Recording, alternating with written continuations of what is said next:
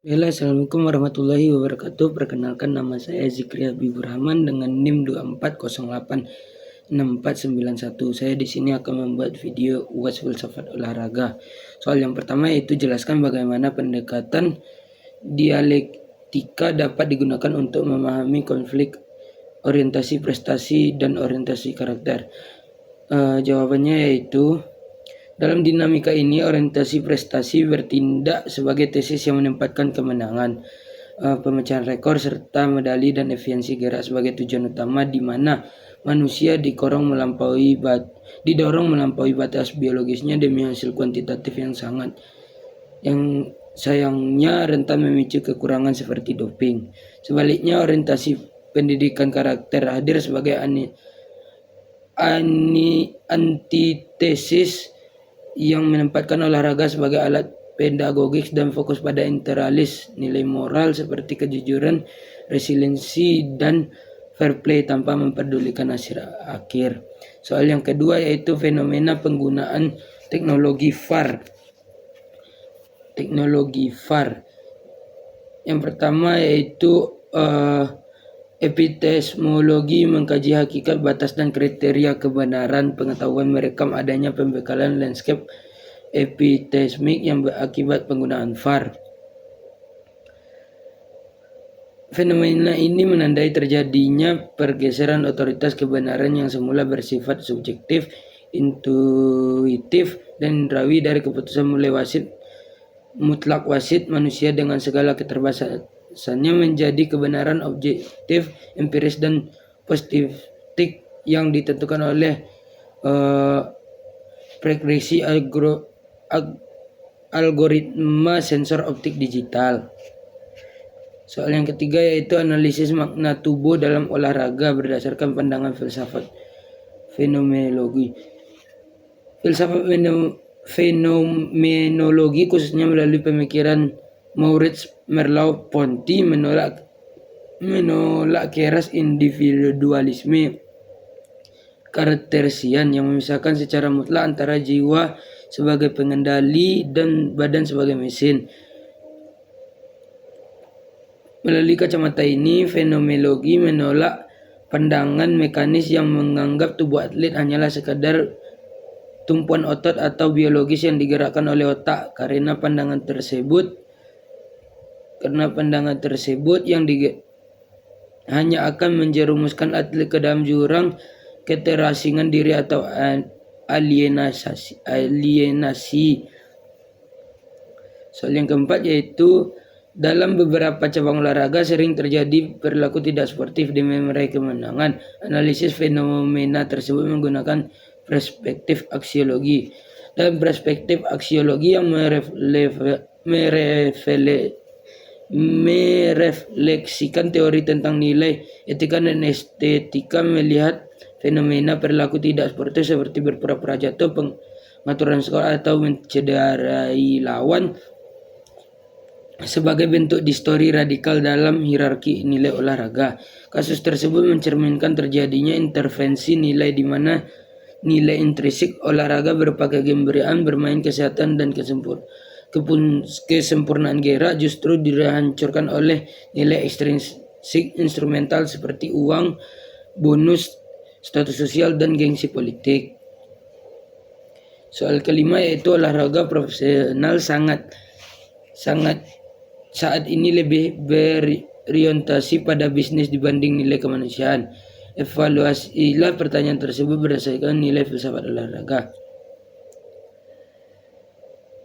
Dibandingkan nilai kemanusiaan, yaitu adalah nilai sebuah realistis yang benar secara empiris, namun merupakan penyimpangan yang nyata secara filosofis. Ketika olahraga sepenuhnya dikendalikan oleh logika pasar kapitalistik, tubuh atlet mengalami komoditas atau dijadikan barang dagangan yang dieksploitasi melalui jadwal pertandingan padat demi hak siar televisi, tanpa memperdulikan hak biologis dari atlet tersebut, tanpa mempedulikan juga mereka istirahat atau tidaknya.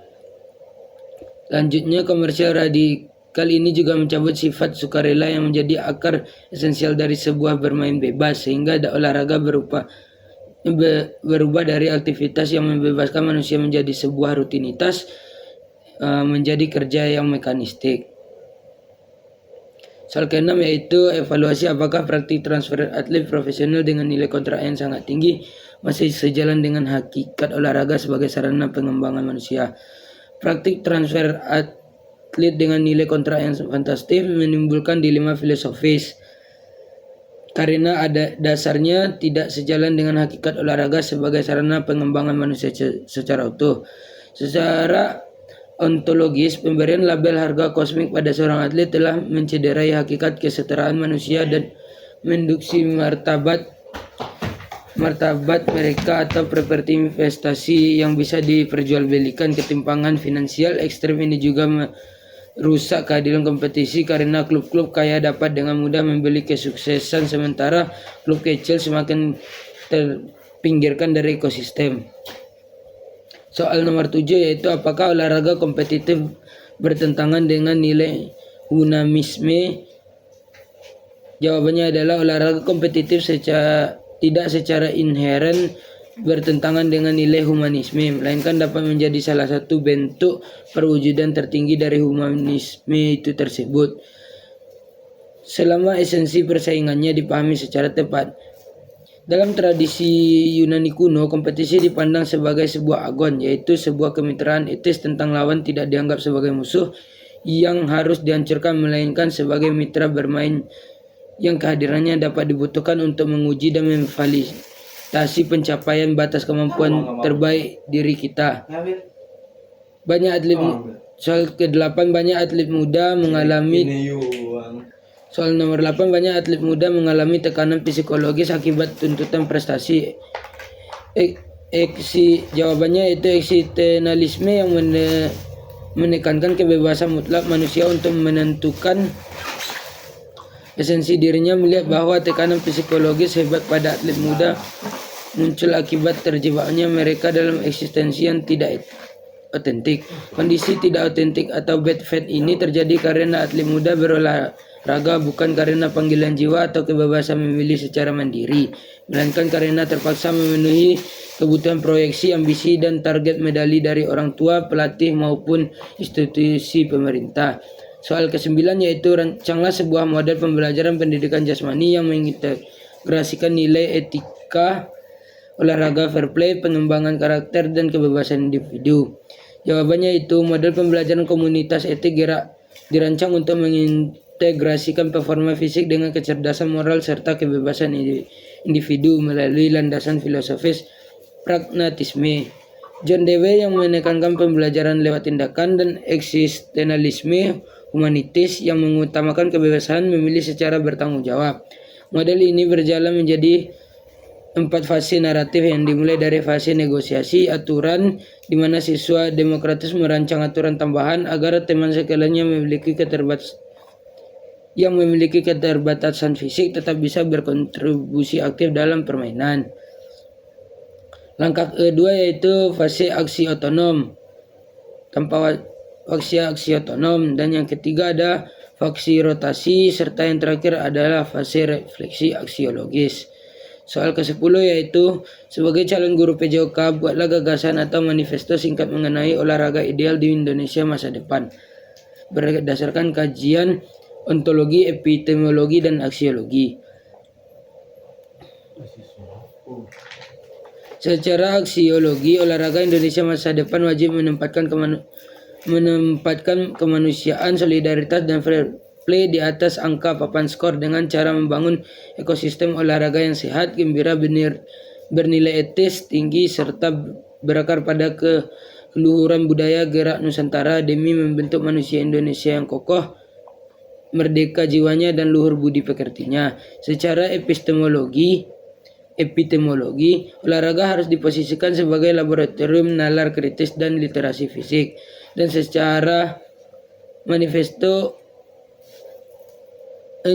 ontologis, olahraga Indonesia wajib dikembalikan pada hakikatnya, yaitu sebagai ruang sakral bagi aktualisasi diri dan emansipasi manusia, serta dipandang sebagai hak asasi setiap warga negara tanpa memandang sebagai fungsional lainnya.